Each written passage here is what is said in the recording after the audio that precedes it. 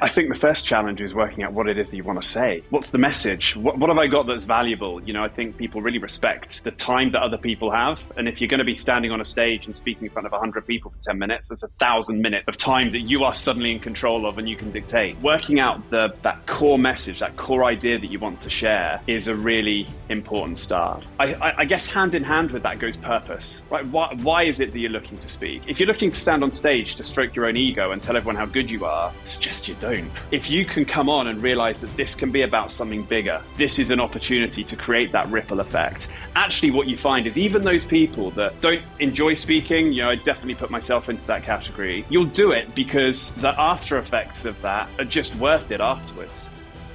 Thank you so much for clicking on this episode of The Millennial Entrepreneur.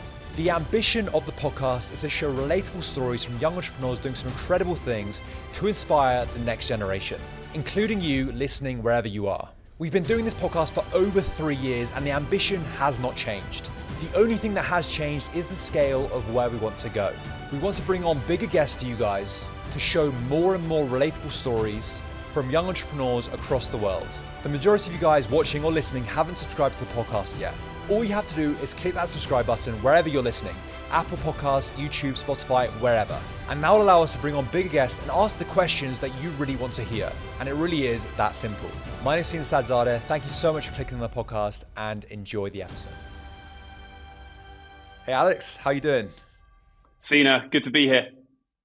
It is lovely to chat to you. And I think we were talking before we hit record. Public speaking is one of those topics that so many people despise, and yet is so important for young entrepreneurs of all ages to be able to succeed in their business. I guess before we kick off with helping people when it comes to public speaking, how did you get into it? Dude, I fell into this. If I'm completely honest with you, I don't like public speaking either. I got into this because I didn't really have a choice. And long story short, straight out of university, I ran a charity fundraising agency. And my co-founder decided that spending 3 months on the road, speaking at universities 5 days a week was how we were going to recruit our staff. And we grew it to 250 people. I was speaking every single day, 3 months of the year, 7 years in a row. That was my boot camp. And that was where I learned. But before that, I was not the guy who would be like, just give me the mic. I'll do the toast for this meal, whatever it is. It's never been like that. But what I have seen is done well, it can have a profound impact on your career, your personal brand, your business. And so while I have to do a fair amount in my job now, it's not the process of going through it that I really care about and I get excited about. It's the domino effects, that ripple effect that happens afterwards. So let's talk about that, because I also want to talk about why people find public speaking so terrifying. But I think even before that, it's like, why is public speaking so important? And you obviously touched on a couple there, but why is public speaking so important?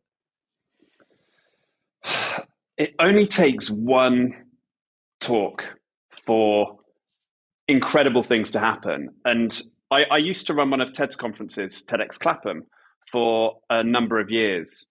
And I guess where this really came to light was one of the first speakers I had on stage was somebody called Isabel Chapman. And she was 2 or 3 years out of university, had no right to be speaking on a stage like that, quite frankly. But we met at a party. I was introduced by a friend. And when I became a TEDx curator, I was constantly getting pitches for talks, and most of them are no good. And I got introduced and said, you need to have Isabel speak on your stage. And I was like, oh, here we go again.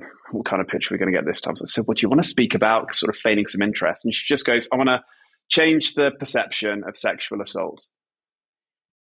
Ooh, suddenly that was really interesting. It was one of the first pitches that I'd ever heard that wasn't about her and her ego. It was about something bigger.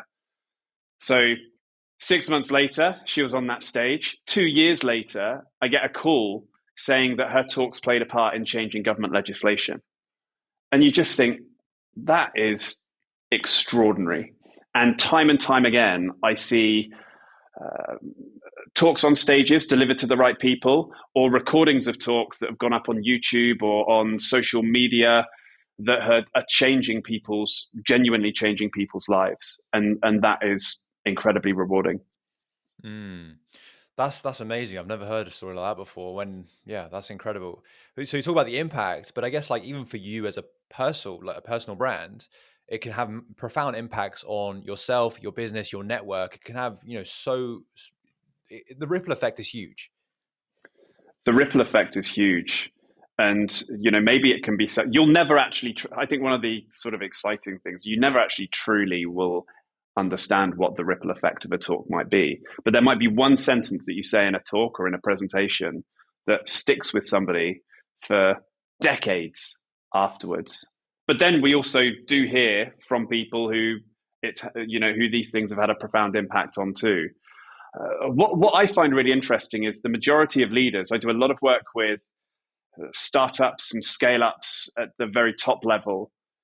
A lot of them haven't had any formal speaking training before.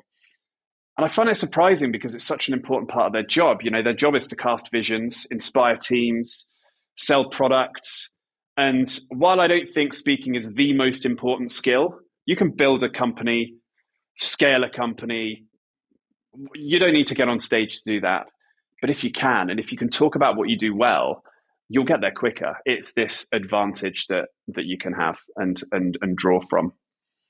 The interesting thing I find about public speaking is that you might have two individuals. One is a very good speaker, one maybe not as good of a speaker, but they both maybe have the same intelligence and stuff like that. But I feel like the one that's a good speaker, more people are drawn to that individual.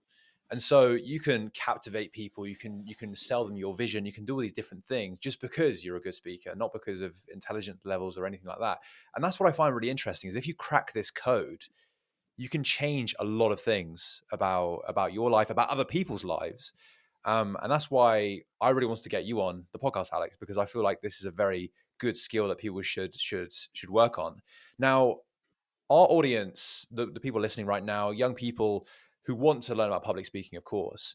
Now, what do you see the challenge for young people when it comes to public speaking? I think the first challenge is working out what it is that you want to say.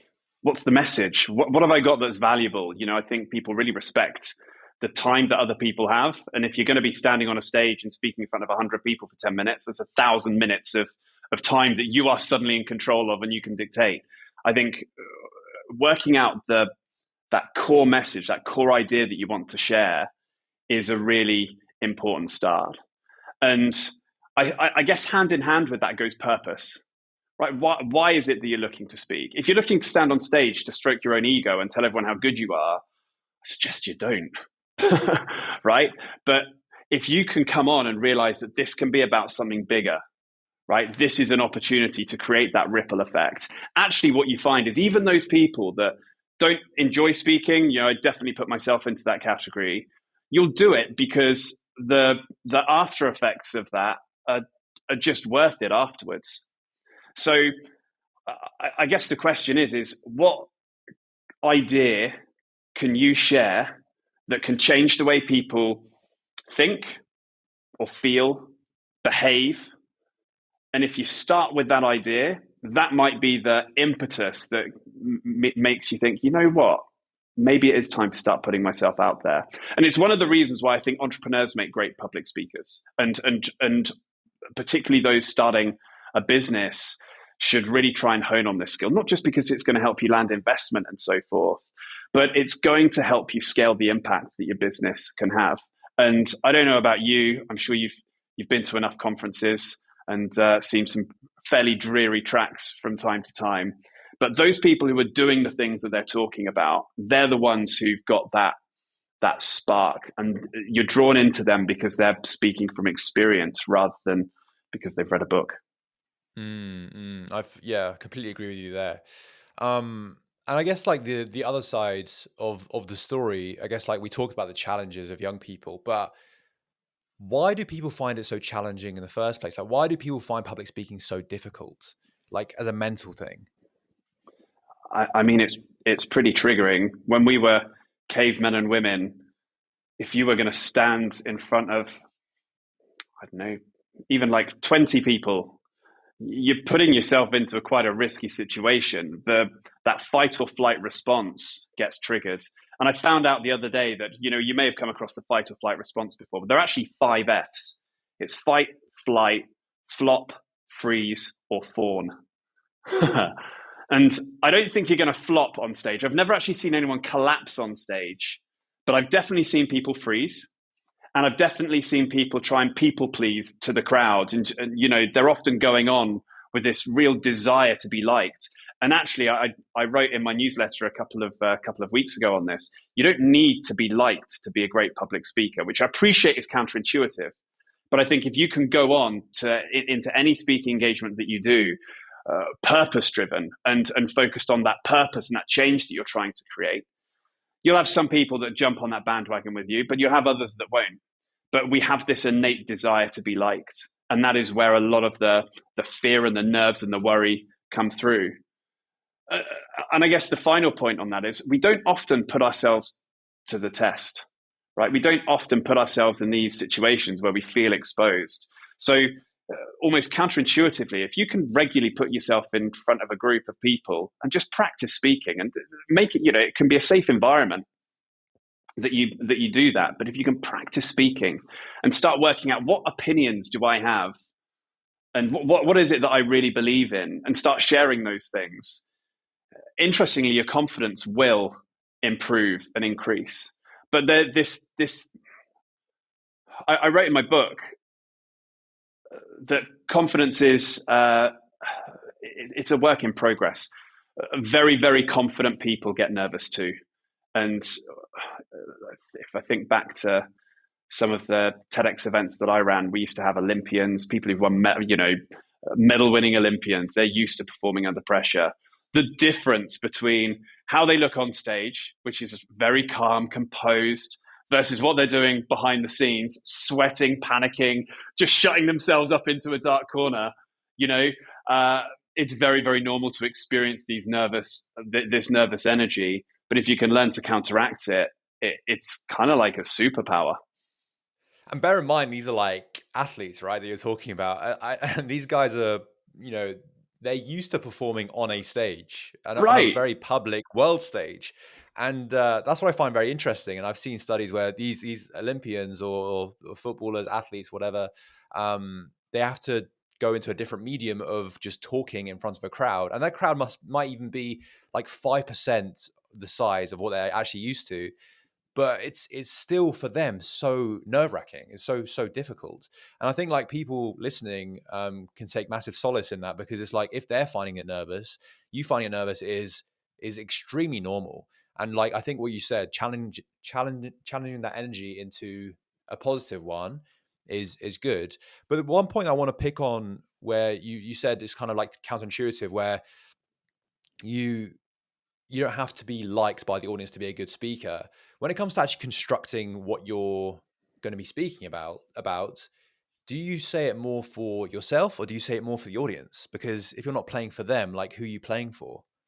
Right. It's all about the audience. I think in this, that if there are 3 things we want our messages to be clear, we want to be confident, and we want to be able to connect with our audiences. But that clarity element is really important. And at the very heart of clarity is understanding what is the message that I'm going to share. And every good talk will take your audience on a journey. And I know that sounds really quite cheesy, but if you look at I've analyzed so many talks, and I do it in my newsletter all the time. But if you take all of the world's best speakers, one of the things that they have in common is they will challenge the status quo. So if you're thinking, well, what journey can I take my audience on? I'd be asking you, well, what does your audience currently think about this subject? And what do you think about this subject? And the difference between those 2 places, that's the journey you've got to take them on. You've just got to create a few stepping stones to take them from where they are now to where it is that you want to be. So in your book, you had the 3 pillars. You had the clarity, as you just mentioned, connection and confidence. To hone in more on the clarity side of things, what does that actually mean? How can people kind of work on that specifically for their public speaking talks? So I start with clarity of purpose. every single presentation, assuming that we're talking in more of a working context and we're not, doing a best man speech or best lady speech or whatever it is, there are three really main purposes for any talk. The first one is to educate. That has got to be the baseline level of success, right? Teach the people you're speaking to something new. And that might just be your own take on a thing that they already know about, right? You already know about this particular subject, but this is how I interpret it. That's like your baseline level of success. Then it's to change the way somebody might think. And then the level above that is to inspire some sort of action. So the first question I would be asking myself if I had a new presentation to deliver is, well, what's going to be the core purpose? Is it to educate, change the way people think, or inspire some action? When I've got that right, I then start thinking, well, what's the core message that I want to share? And TED is probably the best example of this, really.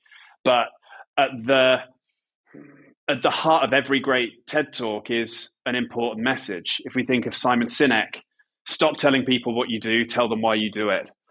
Brené Brown, vulnerability is a source of strength. Go back to politics and maybe the most famous political speech, or one of the most famous political speeches of JFK, we shall go to the moon, right? So we're taking people from a place where they think that vulnerability is a sign of weakness, and we're going to take them to a place where vulnerability is a source of strength. Humans belong on Earth. Humans are going to go onto the moon, right? That's what we're trying to do. We're trying to drive people forward. That sounds really cool. And then I guess the second pillar, connection. So those three different things that you broke down earlier, and then you move on to connection. Where does connection come into this, and why is that important? So here's a question for you, Sina. What are some of the things that get in the way of you tuning in to what someone's saying? As an audience member, what are your pet hates? What frustrates you? As an audience of me listening to a podcast? Listening to a podcast or listening to a talk? Yeah. When I feel like they're not really, when I feel like they don't really believe in what they're saying, when I feel like they don't have that passion, they don't really believe in it, I can kind of tell from how they speak. If they're not passionate, that really goes with me, is like, well, if they don't really care that much, then it's not really worth me listening. I think that's the biggest one for me personally. I love that.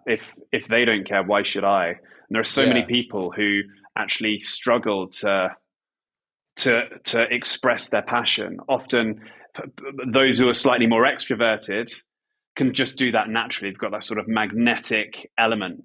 And those of you I actually think that introverts typically tend to make for better speakers, which again might be slightly counterintuitive. But as the introvert, the reason why is because introverts are often better at showing why they care. And at the heart of connection is, can you show that you care? We can break that down into, well, what does it mean to sound like you care? And then we can look at the different ways that you use your voice, or the different body language gestures that you might use. But ultimately, if you can remember, this is why I care about this subject. This subject matters to me because of this. Maybe you share that early on in your talk. Actually, you do the voice stuff normally and you're way more engaged, right? And it's when you don't think of presenting as this memory test, which it's not, and you allow yourself to just be in that world, talking about that topic that you actually care about, that's when that engagement tends to come. I think this is where maybe some people miss the mark in terms of, they think it's more about the content rather than how you actually say the content, right? Yeah. There's so much around just about, I'm just going to go through the motions. We'll just go through the motions, and the energy starts to drain. Monotony is often something that's associated with really dull, boring, average speeches. And one of the elements of monotony is obviously how you use your voice and speaking robotically, but there's also emotional monotony.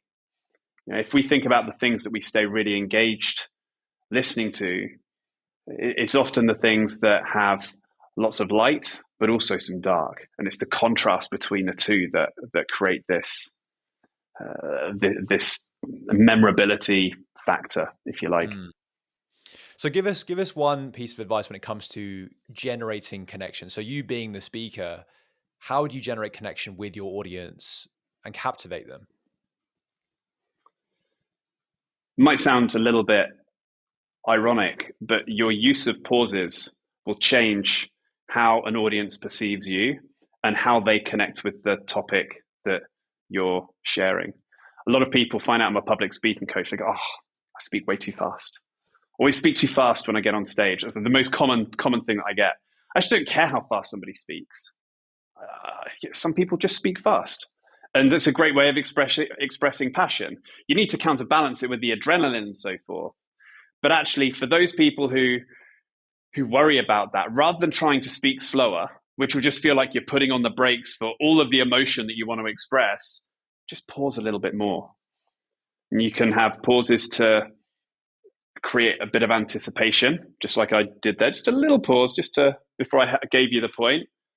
And then occasionally you give people just a little bit of time to reflect, just a couple of seconds for whatever it is that's just been said to sink in. And it's the changing of energy with the use of pauses that can just keep people listening and Yeah. engaged.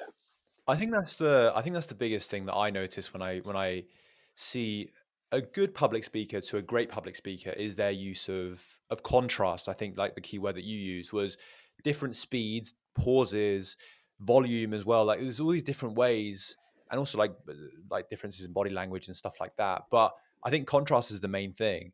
Um, that's the thing that people I think and as well, like people just are drawn to contrast in general. Like when it comes to me editing things, I know for a fact that people are drawn more to changes in lighting or changes in some certain scenes, and I think it's just the way that we've maybe programmed. Yeah, I completely agree. And actually, one of the things, an average presentation will often have a similar tone all the way throughout, right? It's kind of like, when I don't know, you go into work on Monday, catch up with a colleague. How was your weekend? And they're like, "Oh yeah, it was really good. Did this, then we did this, then we did this. Yeah, it was great, thanks." Boring, right? What we really want is, you will not believe what happens to me this weekend. And now you're hooked. Like, tell me, right? We want both of those things. And often, we talk about getting. I talked a little bit earlier about getting that core message in. Actually, I think the other thing that makes a huge difference for that ability to connect with people is, what is the example that you are going to attach to that message that's going to help you land that point. So you might have a really good message, but what's the example or the story that you're going to share that demonstrates the point that you're making? That can take it to the next level. Mm. And then the last one, Alex, that I want to talk about, because this, I think, personally, that is the most important, and that's confidence. You can say things in a certain way, and you could say the exact same content, but with a confident stance, with a confident voice, and people will buy it far more than if you're saying the same thing, but just like with less confidence. Now, is this, I guess, the biggest thing that you work on as a public speaking coach? Because this is a fairly difficult thing to crack. Confidence is a challenging one. There are different types of confidence. I've fallen into a couple of traps with confidence in the past. I've been having to deliver talks for probably nearly 15 years now, so I'm fairly well into the game. But my confidence took a crash not that long ago, 2 or 3 years ago. I ended up going to therapy to deal with my confidence. I'm a public speaking coach that lacks confidence about public speaking. I mean, what an earth, right? And so, confidence is, I think the first thing to say with confidence, it is a work in progress. It is constantly fluctuating. One day you can get up and everything's just going great. You're feeling pretty confident. You're very composed. Your brain is quiet. You can go and deliver the points however you want. On another day, you might wake up, don't feel like that at all, and you have an absolute nightmare. And most people, I think, fall into the trap of momentum-based confidence, which is they build up maybe 2 or 3 talks that have gone fairly well. Yeah, pretty good at this. And then eventually they have an absolute shitstorm. they it just goes really, really badly. And what happens to their confidence? It plummets. It goes straight back down with like a sack of cards. And what you've got to realize is that your confidence is grounded in experiences that you have. And one of the questions that I often ask people to consider with their confidence, so they've got something tangible for those bad days that they can hang on. What are the experiences that have shaped your perspective around the subject? Right? And if you can remember those experiences, those are the things that give you the right to talk about your subject in the way that you do. So if you can start with knowing that what you've got to say is good, and maybe that means before a big presentation, you test it on someone you'd be nervous to give that presentation in front of, and just get their feedback. That is, if they give you some good feedback, you will be going into that actual engagement or presentation, whatever the context is, feeling way, way, way better because someone's told you that that's good. We often rely on the feedback from and the acceptance, if you like, from others to as a means of building our own confidence. So maybe start with that. But I think we all need to be a little bit kinder. TED is the Instagram of public speaking. I've been to conferences. I've run my own conferences. Speakers make mistakes all the time. You'll never see it because they get edited out afterwards. So TED actually creates this very unrealistic expectation for what a great speech is. It doesn't need to be like that. And often we connect with speakers way more when they've made a mistake, right? It gives us a glimpse into the real person behind that talk. And audiences are always going to back you. Audiences want you to do well. And I guess, so from what you said, if there is one sort of key thing that people can do to work on their confidence, I know you said deliver the talk to someone that you might be afraid to deliver the talk to. What is that sort of one thing? Honestly, I think it's around getting clarity. I would get them to write down 3 experiences that have shaped their perspective. And that's there. No one can take your experiences away from you. That would be I think is the start of building really solid confidence. But your confidence improves the more you do it. It's having exposure to the fight or flight response. Every single time you put yourself in that situation, just dampens down a little bit more. And then you stop, like I did for a couple of years, where go have to give a talk at Google, skyrockets. Right, where did this come from? I've forgotten the shaky hand thing. Right, so it's a work in progress. Sometimes it's going to be good, sometimes it's going to be bad, but through regular practice, your bad is going to end up where most people's good is, and your good is going to go to the next level. And that was actually my next question, Alex, where you talk about shaking hands. I know a lot of people, when they get on stage, they might have all the best content, the best confidence. And it's like, now that I'm on stage, like, what are my hands doing? Do I walk around? Do I make eye contact with the audience? Like, all these sort of things that you can only really work on by actually doing them. I guess that is a new experience for a lot of people. So I know in your book you said there's a few mentions of what you should do on stage when it comes to body language. So yeah, how do people combat like the awkward hands, the awkward walking? Like, what's the best thing to do when it comes to actually standing on stage? I think you need to put yourself in this protective bubble, which is just before you walk onto that stage. And that bubble is essentially there to say anything that I do from now until I walk off is insane. It's incredible. It's irrelevant what faces might be looking back at me. It's irrelevant whether I stumble on my words, say trip up, slides go down, whatever. It's irrelevant. But I am in this protective shield where everything that I do and everything that I say is incredible. It's amazing. And if you can do that, what that will help you to do is just ease off the judgment. We're constantly making micro judgments on how things are going. And if things aren't going the way we expect them to go, we naturally assume it's a bad thing. Maybe nobody is looking at you while you're 3 minutes into your talk, no one's looking at you, right? When we judge that, one route of that judgment is, oh my goodness, no one's listening to what I'm saying. I'm doing really badly. On the other hand, we have another judgment, which is, oh my goodness, I must be saying some incredible stuff right now because they are typing away on their phones, writing down notes, right? Same scenario, two different ways of interpreting it. And I actually don't think either of those is helpful. I think what's far more helpful is just to be like, interesting. At the moment, crowd's not looking at me. And I kind of like them to. So I'm going to do something to get their eyes back up on me. And that way, there's no judgment that can lead you down this spiral of doom and also into this world of blissful ignorance, right? There are two ways that it can go. But it's a much more of an observational, kinder, gentler way of being present and assessing the room. I guess, how do you do that though? Like, I know this is probably a very challenging question, but say if the audience is not listening at the beginning, you've kind of, maybe first impressions weren't great. How do you recaptivate them, get them back on board? 7 magic words tend to work quite well. So why am I telling you this? Right? If you feel like you've lost your audience, say those words. So why am I telling you this? And then pause.